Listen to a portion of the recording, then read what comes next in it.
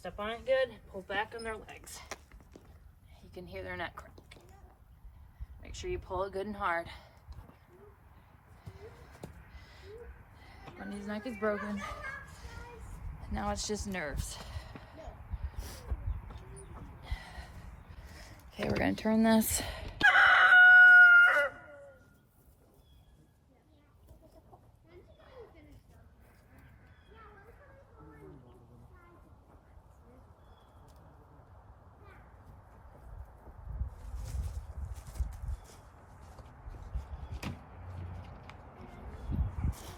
Doing a nice sharp knife.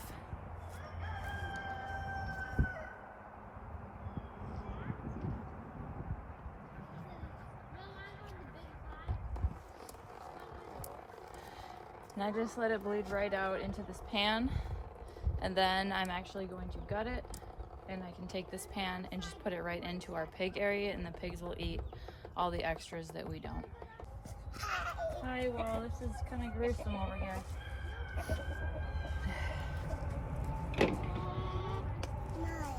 Yeah, Bunny. Our kids see this stuff. It's part of life here, and they know that this is where our food comes from. Nobody likes it, but it doesn't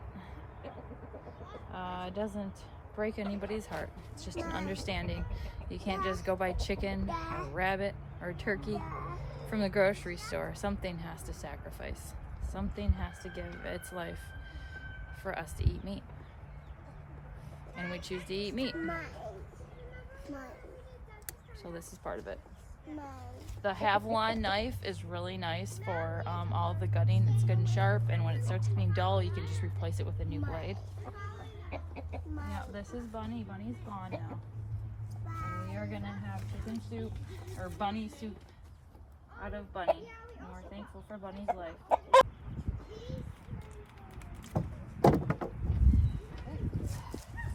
And that'll make pulling the pelts off a lot easier.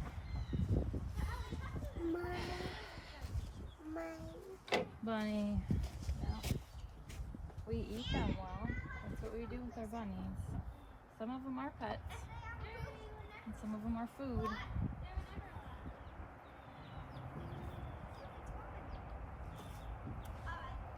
So now that the bunny's not flopping around, I'm gonna put it on these spikes.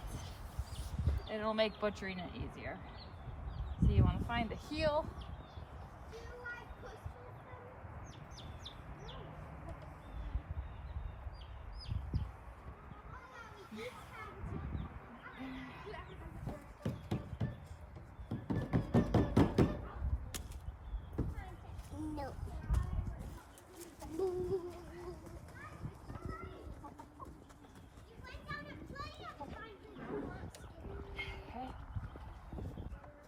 So we're going to start from cutting around each foot and pulling the pelt down.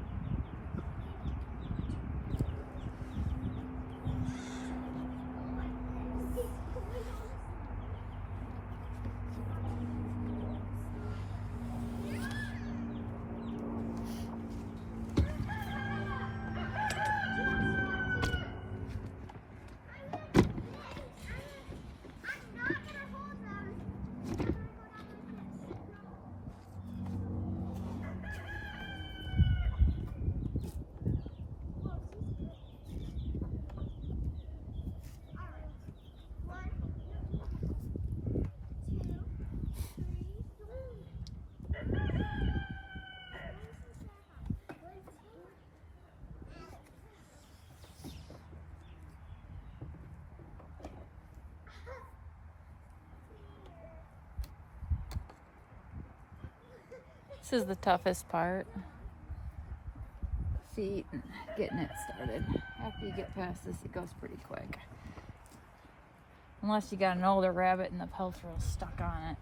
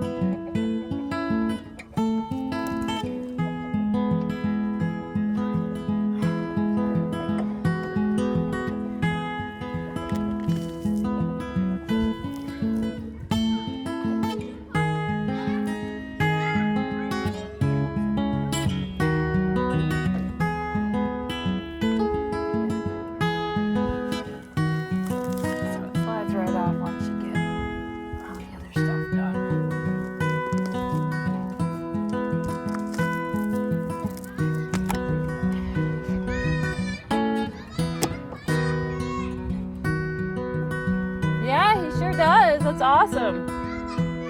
Why? Don't fall.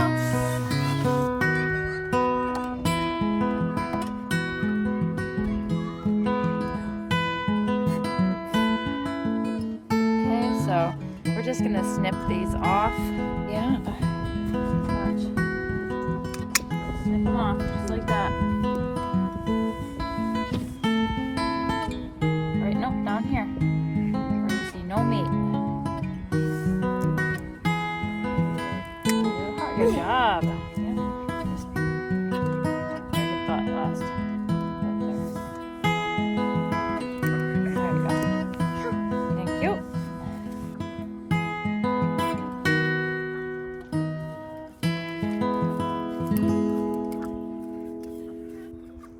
Careful when you cut through here that you don't cut the intestines.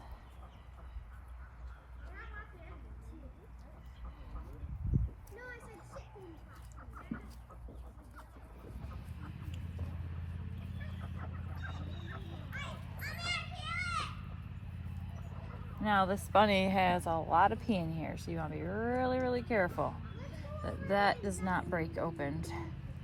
That will spoil your meat.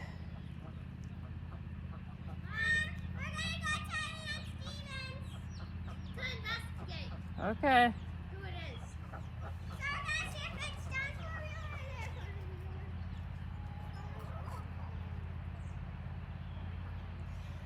I kind of stick my fingers in here from side to side to kind of just keep everything out of the way.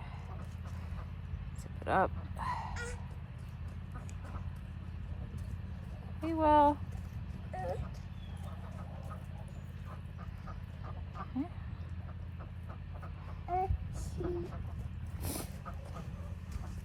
So to get this back area, the rest of the intestines, we need to actually break the hips. It's not real hard. Okay, those are broken.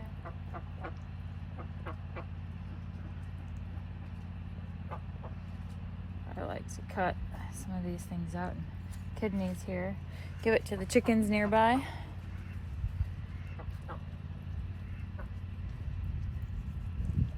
Here, guys. They love it.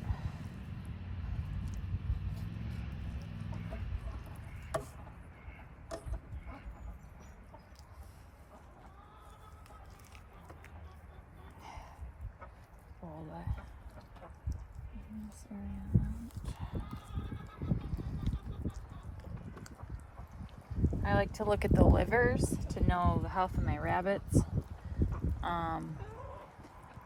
If you see like white spots on the liver, that's a sign they might have overgrowth of coccidia. So that means I should probably treat my rabbits for coccidiosis. This rabbit's liver looks good. The color looks good, even. So he's healthy. Good sign. Another kidney. And I save the livers and make liver pate or other things. So I'm actually going to just cut this right out. You gotta be really careful that you don't get the gallbladder, slice the gallbladder with it when you're taking that.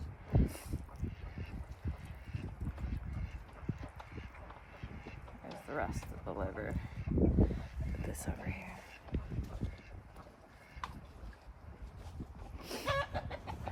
I've got a cold bucket of water behind me, and that's where I'm going to put all these things. Oil and processing.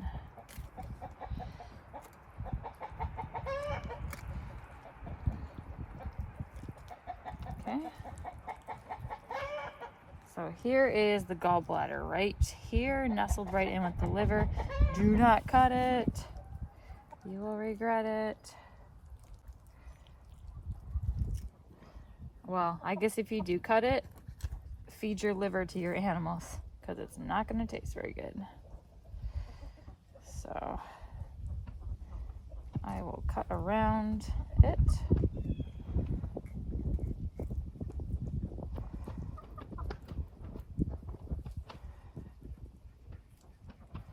And I will give this chicken. Chickens don't mind gallbladders. Here you go, guys. can save my liver.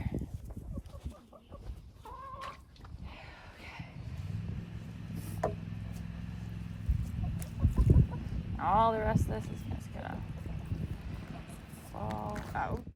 Okay, this right here is the rabbit's diaphragm.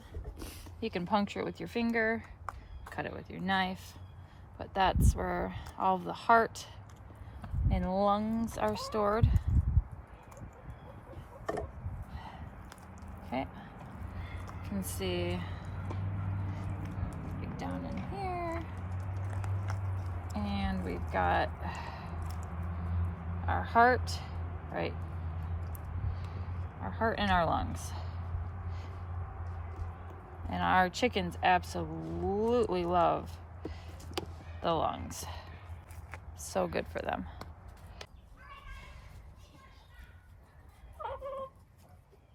I'm just gonna finish cutting this rabbit all the way down.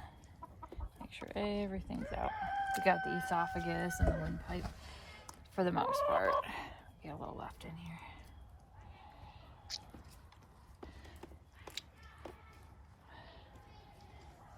Okay, and we've got a little bit of fur.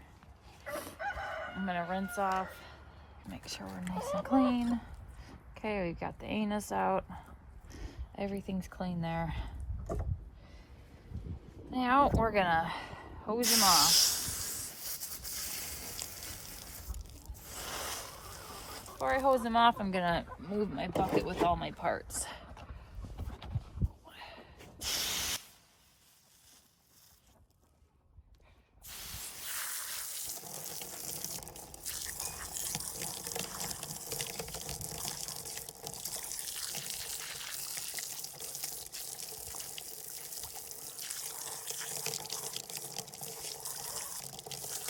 This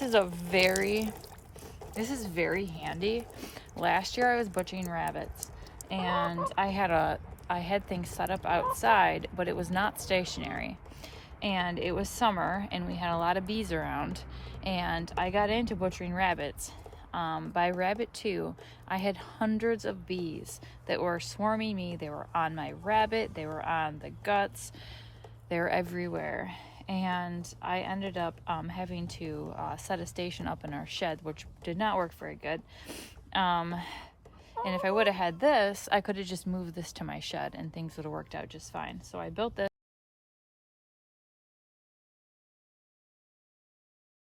It took me a couple hours. It doesn't look beautiful, but it works really well. So.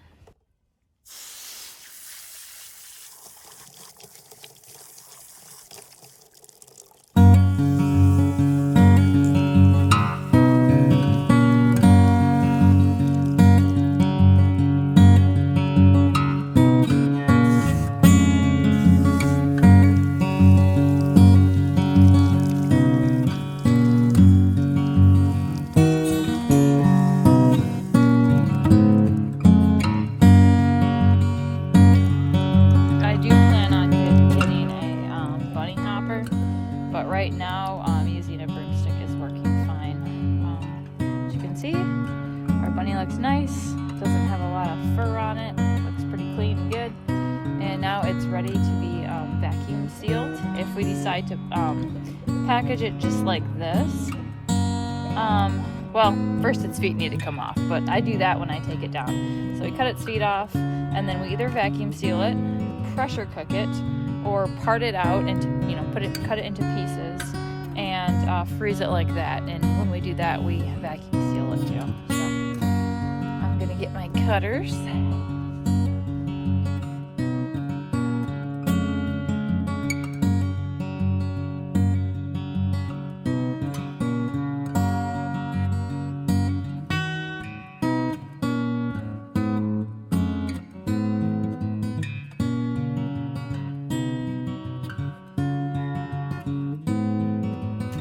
Done, I'm going to put him in our cold water bucket. I choose to freeze the rabbits. It is best to let them sit in the refrigerator in a bag for like 24 to 48 hours before freezing them. If I decide to pressure cook them, if I have time, I can pressure cook them the same day. Just cut them up, put them in their quart-sized jars, and get them in my pressure cooker. I usually freeze them, and it's kind of nice to be able to space things out, to just have your butcher day and then have your day where you just finish processing and put your finishing touches on your